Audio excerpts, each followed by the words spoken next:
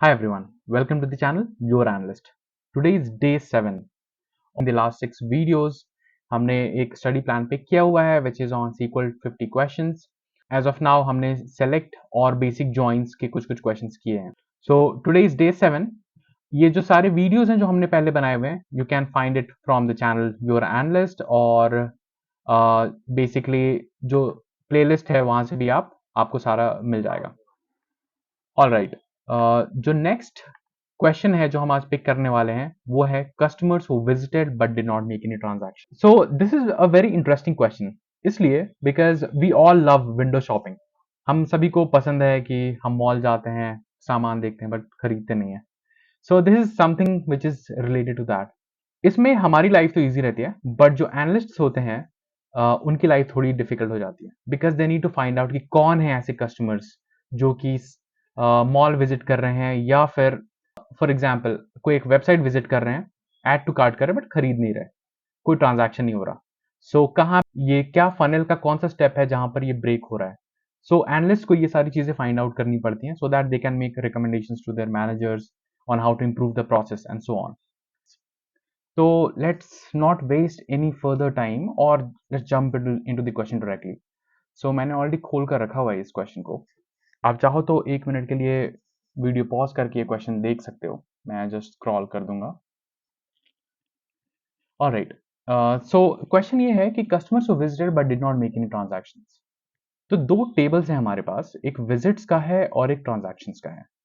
Visits में क्या हो रहा है कि कस्टमर ने जो जो भी कस्टमर विजिट कर रहा है उसकी एक रिकॉर्ड यहाँ पर उसका जो डेटा है वो रिकॉर्ड हो जा रहा है इस पर्टिकुलर टेबल में. और जब भी वो कस्टमर कोई भी ट्रांजैक्शन कर रहा है तो उसका जो रिकॉर्ड है, उसका जो डेटा है वो इस ट्रांजैक्शन टेबल में रिकॉर्ड हो रहा है. And these are the columns जो कि डेटा है उस पर्टिकुलर कस्टमर और उस पर्टिकुलर ट्रांजैक्शन से रिलेटेड.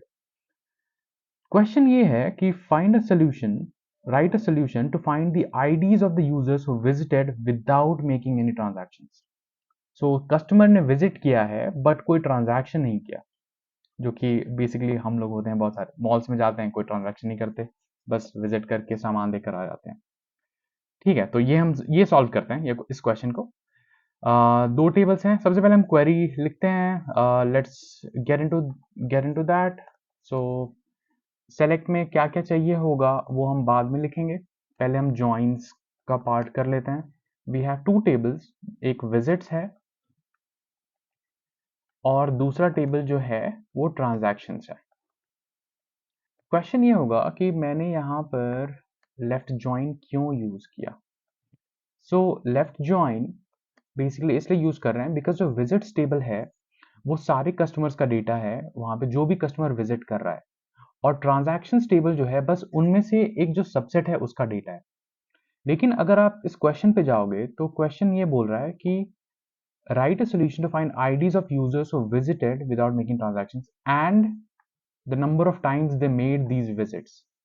सो इन्होंने कितने विजिट्स किए हैं वो डेटा भी चाहिए.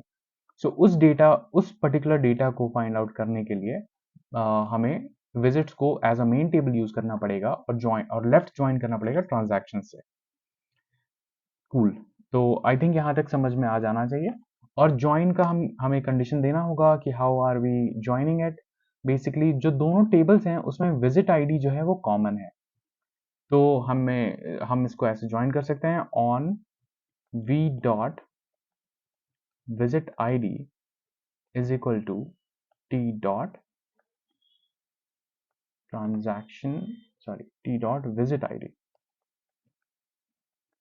सो ये ज्वाइन यहाँ पर कंप्लीट हो जाता है कि हाउ बेसिकली ये जो दोनों टेबल के बीच में जो रिलेशन है वो इस्टेब्लिश हो जाता है. अब बेसिकली हमें आ जाना चाहिए कि हमें डेटा क्या चाहिए.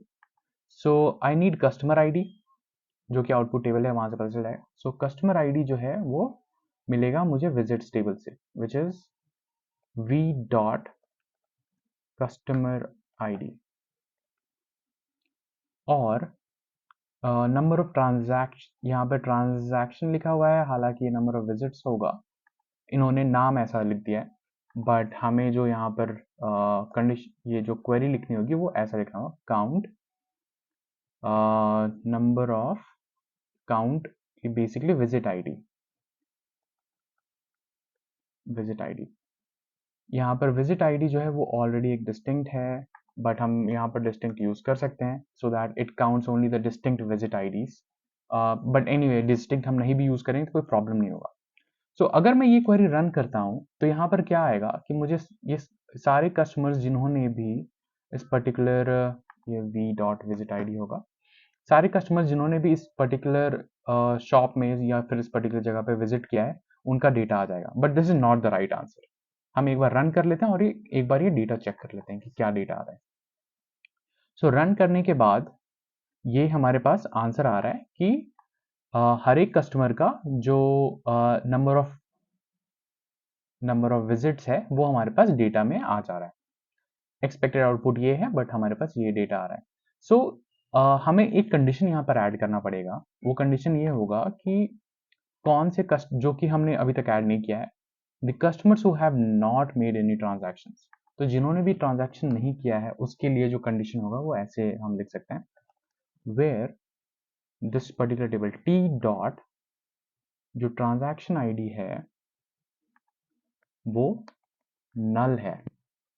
तो जब हम ये कंडीशन लगाते हैं तो ऑलरेडी जो टेबल है बहुत ही छोटा हो जाएगा और ये जो भी नल डेटा है, जो भी नल डेटा रहेगा उनको हटा देगा। And then this particular thing can be, ये जो पर्टिकुलर क्वेश्चन है वो सॉल्व हो जाएगा हमारा। So when I do this and I run this query, अभी भी ये सोल्यूशन में एक रॉन्ग रिजल्ट बता देगा बिकॉज इसका जो एक्सपेक्टेड कॉलम आउटपुट है वो ये चाहिए इसको। हमने ऑलरेडी पुरानी वीडियोस में बात किया था how to assign an alias to a particular column. बहुत ही सिंपल होता है, एज जो भी कॉलम नेम हम देना चाहते हैं वो दे सकते हैं। सो this is fine. I think यहाँ पर ये जो सोल्यूशन है वो अभी भी कंप्लीट नहीं है। यहाँ पर there is one thing that is missing. जब भी हम एक एग्रीगेट फंक्शन यूज करते हैं जैसे कि काउंट यहाँ पर हमने किया है, तो हमें जो डेटा एज एन आउटपुट आएगा उसको एग्रीगेट करना पड़ेगा बाय सम कॉलम। इस पर्टिकुलर क्वेश्चन में कस्टमर आईडी जो है, हम इस डेटा को कस्टमर आईडी के लेवल पे एग्रीगेट कर रहे हैं। So we need to specify that in the query as well. So हमें यहाँ पर लिखना पड़ेगा ग्रुप बाय वन। आइदर हम वन लिख सकते हैं या कस्टमर आईडी भी लिख सकते हैं। हम दोनों लिखेंगे तो फिर इसमें कोई प्रॉब्लम नहीं है। There are some pros and cons. Basically जब आपके पास बहुत सारे कॉलम्स हैं और आप क्वेरी रीड कर रहे हो, तो अगर ये कस्टमर आईडी लिखा रहेगा तो then you will be able to identify it very well. अगर लेट्स से सेलेक्ट स्टेटमेंट में 10-15 कॉलम्स हैं, then you will have to go and count कि let's say first column, fifth column, 10th column पे aggregate किया गया data को, then you have to go and check each of them. So उसमें readability थोड़ी खराब होती है। बट ऐसे छोटे छोटे क्वेरीज अगर हम लिख रहे हैं जिसमें बहुत ही कम कॉलम्स हमें एज एन आउटपुट चाहिए, तो ग्रुप बाय वन भी काम करेगा। क्वेरी को रन कर देता हूँ एंड आई थिंक एक्सेप्टेड। अगर मैं इसको सबमिट करता हूँ, सो ये आंसर सबमिट हो चुका है, आंसर सही है, there is no problem with that. All right, so I hope you like this video, or you can share this with some of your friends who are preparing for SQL interviews or analyst interviews, जिसमें SQL interview questions पूछे जाते हैं. It will be helpful to them. You can recommend the playlist as well. This will increase the reach of this video and also will be an encouragement for me as well. That's all. Thank you. Let's meet in the next one.